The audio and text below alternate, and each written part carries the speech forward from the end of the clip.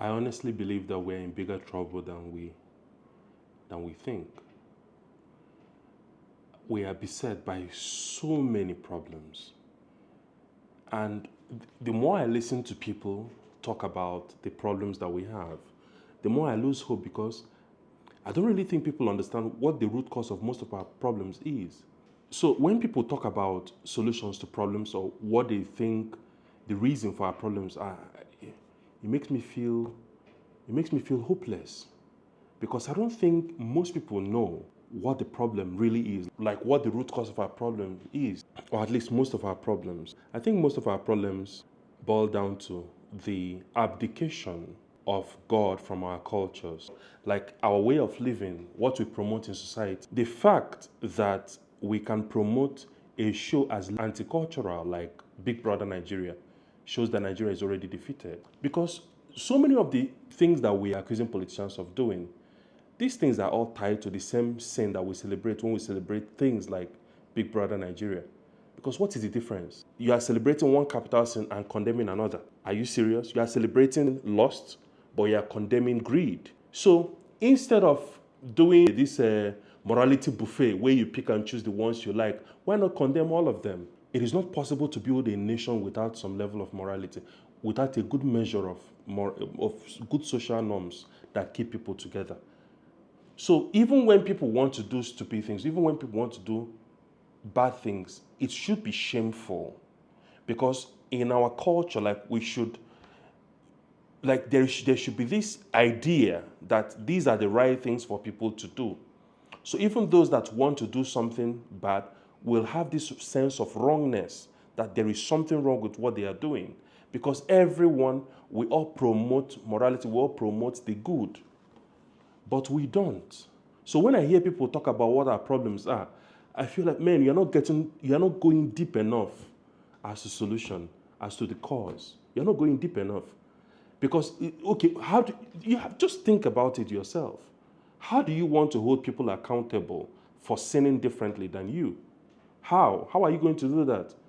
And it's not even that people sin differently than you. It's that they promote a different type of vice than you. Because you are on the other corner promoting a different type of vice, and they are doing basically the same thing you are doing, but differently. And what they are doing, it seems, has a more has bigger overall net impact on society.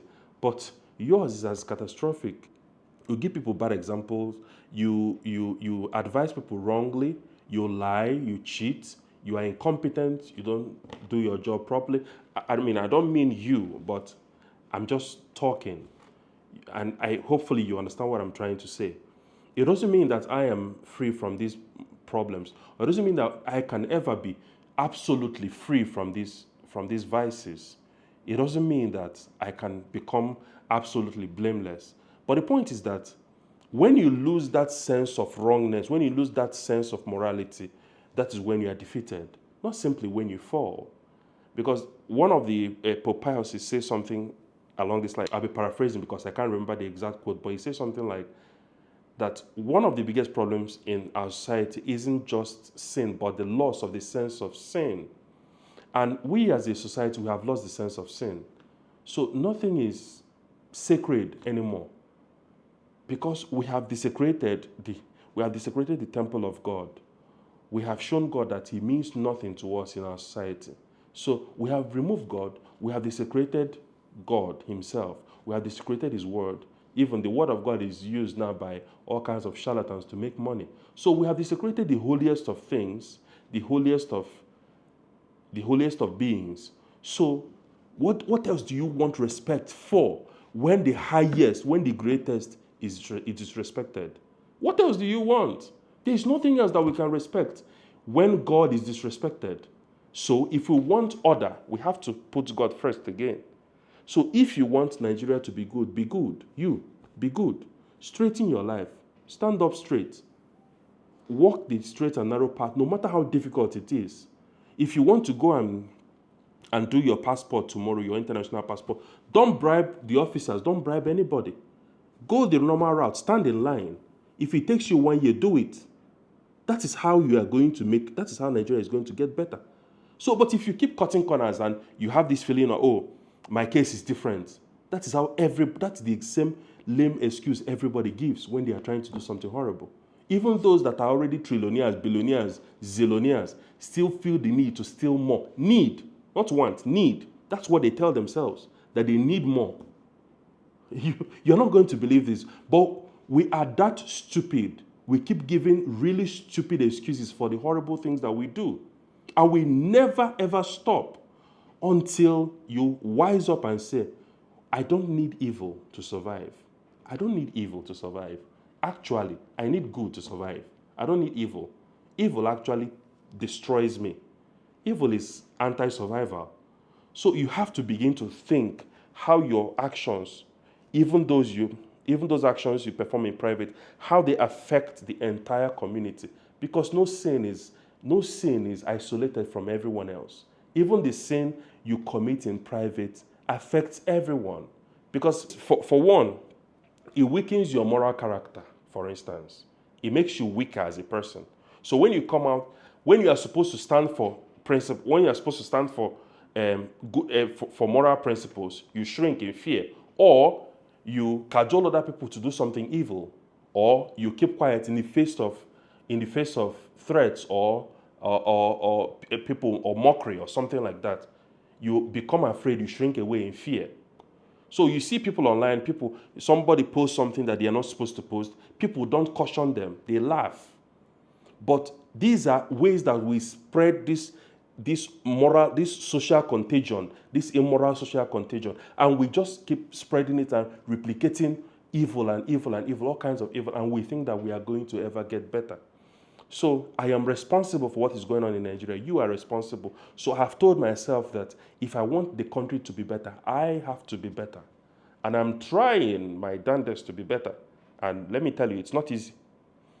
And I think this is one of the things that discourages a lot of people when they try hard and they keep falling into the same sin or into the same moral problem. But the thing is this: you have to realize that there is a difference between mentally admitting that you need help and denying that you need help at all. So if you have been doing something bad and you were making all kinds of excuses, like I said before, making all kinds of stupid excuses about like justifying the horrible things you have been doing, the moment you stand up and say, oh, I'm going to do something differently, I'm going to start living better, it doesn't mean that just because you had that epiphany or just because you had that change of heart that you are suddenly going to become an angel. You are still going to struggle against your nature because you have lived in this particular habit for a very long time. So, but there is good in you now, even though there is always good in you, though, no matter how evil you think you might be. But there is something even better. You are now consciously participating in good. So you are now trying to feed the structure of good in society. You are now consciously trying to feed the structure of good in society. So the things that are within your power to do them perfectly, when you do not feel pressure to do something evil, you do them perfectly. When it comes to the things that you can do, you can freely do without any temptation or anything, you do them perfectly. But when it comes to those ones that you get all these kinds of temptation, sometimes you do them perfectly, sometimes you do them imperfectly, sometimes you fail. But that's okay. That is expected. But you never ever give up because you know what you are fighting for. You are fighting for the heart and soul of the country. You are fighting for your own heart and soul. And you are fighting for the heart and soul of everyone you love, everyone you know. So believe me, it is worth it. So we can't keep giving these shallow reasons for why our country is the way it is. There is something deeper. There is always something deeper. So when people bring up colonialism, I laugh at them. I mean, colonialism could be a cause, but it's a distal cause. That cause is so far away. It's not really the thing that is causing this thing here. It doesn't take the bigger share when you start to divide shares among causes. It might be like 0 point something percent or 1% or 2%. It's so distal, it doesn't even do much. The biggest problem we have is moral decay, because that is what births corruption and all these other social problems we are seeing today. So we are in deep trouble. Not only because we have all of these problems, but we do not even have any clue how to begin to go about them. But I'm challenging you to change your heart, to begin to think about these things. Maybe the change of heart won't happen immediately, but think about it.